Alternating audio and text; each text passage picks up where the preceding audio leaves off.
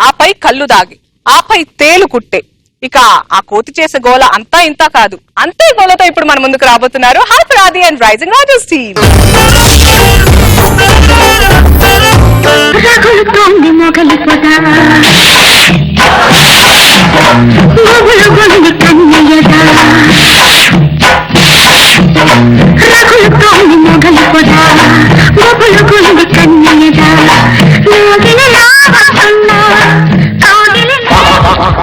పాటలో రగలటమే గానీ మనకు పెద్దగా రగిలేదే ఉండదు బయట.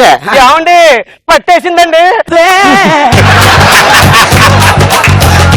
పెళ్ళైతే ఇల్లంతా ఇళయరాజా రాగాలన్నారు, దీని ఒళ్ళంతా రోగాలే. పెళ్లి చూపులప్పుడు అండి తల వంచుకుంది, ఏమో సిగ్గు అనుకున్నా, మెడబట్టేసిందని తర్వాత తెలిసింది. ఆపి తీయండి. ఓకేగా వచ్చిందండి తగలయ్యరా. ఓ మావిడికి కీళ్ళ నొప్పులు పోవాలని మహా, మావిడికి నడు నొప్పులు పోవాలని మహా, మావిడికి చేతులు నొప్పులు పోవాలని మహా, టోటల్ గా మావిడ పోవాలని. ఏంటా మాటలు? అదంటే ఉన్న రోగాలు పోవాలంటున్నాడే. సర్లేండి, ఈ దేవుడి దగ్గర ఒక కప్పు ఎందుకు? ఏదైనా ఈ కప్పును మాత్రం అనుకో. కరుగు పందెంలో ఇద్దరిని ఓడించి గెలుచుకున్నా. ఎవరండి ఆ ఇద్దరు? ఒకటి దీని ఓనర్, ఇంకోటి పోలీసు. సరేనండి, ఇగో వెళ్ళి కూరగాయలు తీసుకురండి. ఏగా భారత్ కి పాకిస్తాన్ కి మధ్య యుద్ధం జరుగుతున్నట్టు కదా, భారత్ తరపున నన్ను ఏమన్నా నిలమంటాయి యుద్ధానికి? ఇక్కడే ఏ యుద్ధం చేయలేకపోతున్నారు, అక్కడికి వెళ్ళి ఏం పీకుతారు? మీకోసం 1000 కళ్ళతో ఎదురు చూస్తూ ఉంటాను. ఎందుకు రేపు ఆ కళ్ళకి సైట్ వస్తే 1000 కళ్ళతో కనిపించమనా? 2 కళ్ళతో చూడు చాలు. అబ్బో వద్దురే అమ్మో. ఏమండి అప్పుడే వచ్చేసారేంటి? ఏమండి అది అబ్బాయి ఆ సుబ్బారావు గారు మార్కెట్ లో రాడు తీసుకుని కొట్టాడే. మరి మీరు ఊరికినే ఊరుకున్నారా? మీ చేతిలో ఏమి లేదా? ఎందుకు లేదు, వాళ్ళ ఆవిడ చేయి నా చేతిలోనే ఉంది. ఆడు కొట్టడం కాదు, మిమ్మల్ని కింద వేసి తొక్కేయాలి. ఏం తెచ్చారు? ఆకుకూరలే. ఇవాళ మన పెళ్లి రోజు కదా, నాటుకోడి పెట్ట తేవచ్చు కదా. మనం చేసిన తప్పుకు దాన్ని బలివ్వడం ఎందుకే? ఇలాగ ఇవ్వండి కూరగాయలు. కూర ఊపుకుంటూ వస్తారు. ఎర్రగడ్డలో స్థలం కబ్జా చేసిన రచ్చరవి ఆర్పి.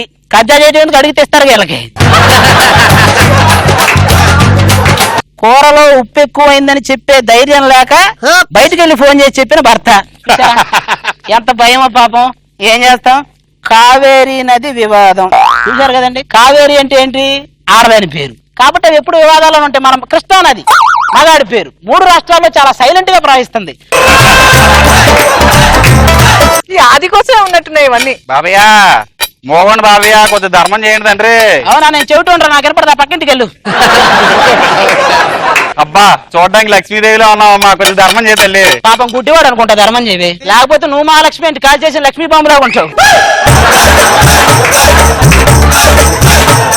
ఏమయ్యా నీకు సిగ్గు లేదు నడి వీధిలో అడుక్కోవడానికి? లేకపోతే నువ్వు ఇచ్చే రూపాయికి ఒక ఆఫీస్ పెట్టి టేబుల్ వేసుకుని అడుక్కుంటారా? నెలకు నీ ఆదాయం ఎంత? నెలకు 70,000 వస్తుందమ్మా. అటు తిరుగుతావు ఎందుకు? ఇలా తిరుగు.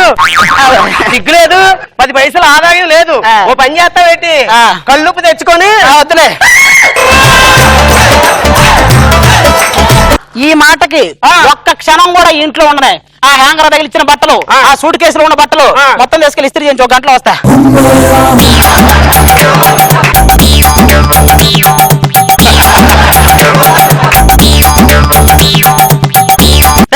చేతి మా యువరాజు మీద చేతి.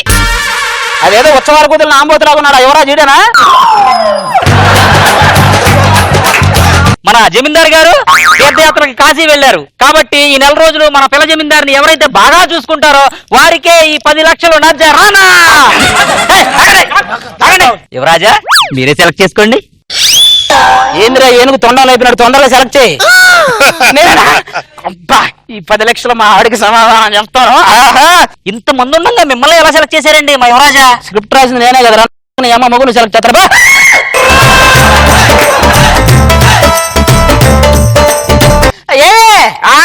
నీకోసం ఎవరిని తెచ్చానో చూడు. అయ్యో పక్క తప్పుకోండి. ఏమండి మనకు పిల్లలు లేరని చెప్పేసి ఈ ఏర్పాట్లు మీరే చేశారు కదా. తీసుకురాలేదు వాడిని. వాడు మన దగ్గర 4 రోజులు మనం గనక బాగా చూసుకున్నాం అనుకో 10 లక్షలు రాకముందే పోయారా నువ్వు. యువరాజా గారిని బాగా చూసుకోవాలి మనం. అదండి గ్లాస్ పాలు తీసుకుంటా. గ్లాస్ కాదు బిందెడు. ఏ అభిషేకం చేయించుకుంటావంటరా? లేదు తాగడానికి. బిందెడు పాలు చేసారా? ఇందులో పాలు ఎక్కడ ఉన్నాయండి మన కొంపలోని? తక్కువ అయితే వీడి దగ్గర పిండుకో.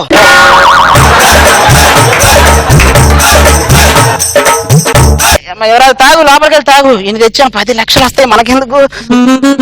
ఏమండి ఏమైంది? ఇటు చూడండి, బ్రష్ చేయమన్నారు చేశాను, స్నానం చేయించబోతున్నాడండి. మా ఆవిడ నీకు స్నానం చేయాలి. స్నానం ఏదైనా చేయించవే. చెరువులోకి ఏదో తోగినట్టు తేము కళ్ళు మూసుకుని పోయి.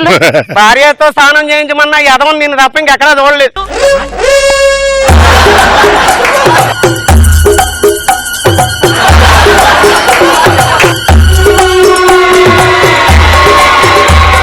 ఇంకోసారి చేయించమంటే స్నానం ఎందుకు? స్విమ్మింగ్ పూల్ తీసుకెళ్ళి ఇద్దరు చేయండి. నేను ఆ చెరువుకి వెళ్ళి చేపలు పట్టుకుంటా కూర్చుంటా.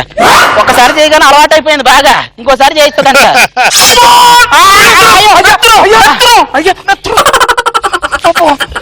ఏంటి కోన్ ఐస్ క్రీమ్ చీకినట్టు చీకుతున్నా?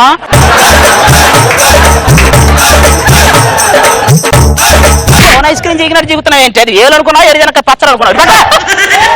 ఏమండి చాకు గుచ్చుకుంటే నెత్తిరెందుకంటే బయటకు వస్తుంది? కాలింగ్ మేలు నొక్కితే మనుషులు బయటకు ఎందుకు వస్తారు? ఎవరు కొట్టారో చూడడానికి. ఇది కూడా అంతే, ఎవరు పొడిచారో చూడడానికి బయటకు వస్తుంది. నైట్ అయింది. యువరాజా గారు మీరు ప్రశాంతంగా పడుకోండి. మూట జాగ్రత్త, ఓకేనా?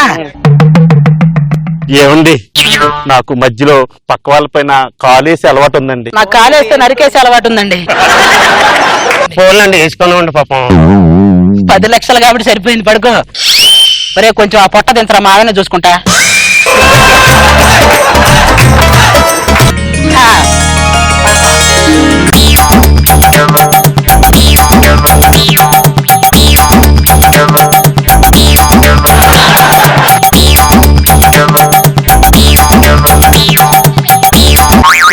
ఆస్తి పత్రం వాళ్ళ తాత వెళ్త రాసింది. రాజా రావు బహదూర్ రంగారావు గారు మీ మనవడు బుచ్చిబాబుకు రాయినది. నువ్వు పుట్టిన వేళ విశేషం మీ అమ్మా నాన్న పైకి వెళ్ళిపోయారు. ఆస్తి మొత్తం ఆరత కర్పూరంలా కరిగిపోయి రుణ సంపద మాత్రమే మిగిలింది.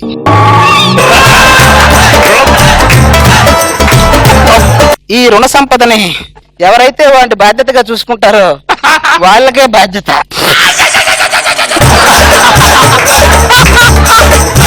స్నానం చేయించారు, ఏలు చీకించారు.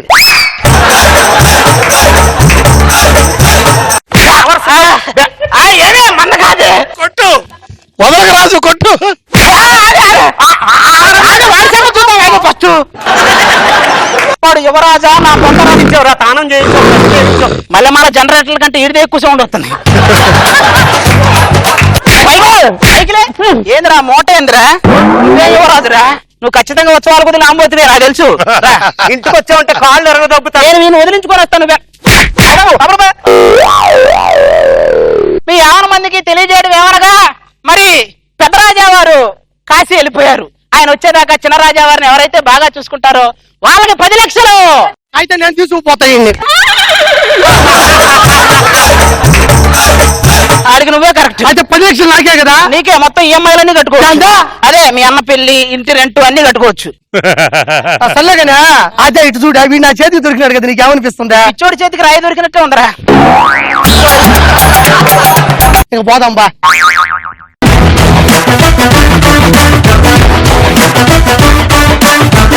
బా, ఒక పంచులోంచి తేరుకునే లోపే ఇంకో పంచు. రోజా గారు ఎలా ఉంది ఆది అండ్ రాజు స్కిట్? చాలా బాగుంది. 10 లక్షల కోసం మీ ఆవిడతో ఏమేమో చేయించేసా. చాలా బాగుంది అసలు. పంచుల మీద పంచులు నవ్వుతూనే ఉన్నా కంటిన్యూస్ గా. నాగబాబు గారు మంచి కాన్సెప్ట్ వచ్చావు, మంచి పనిచేసి చేసావు. ఒక ఏదో కథలాగా అనిపించింది. సో నీకు ఆల్రెడీ అమ్మేసినాడు, ఆడ నెత్తిలో తెలుసుకుంటాను నిన్ను బకరం చేశాడు. తర్వాత ఆర్పి బకరా అయ్యాడు. వెరీ గుడ్, చాలా బాగా చేసావు. అది వెరీ గుడ్.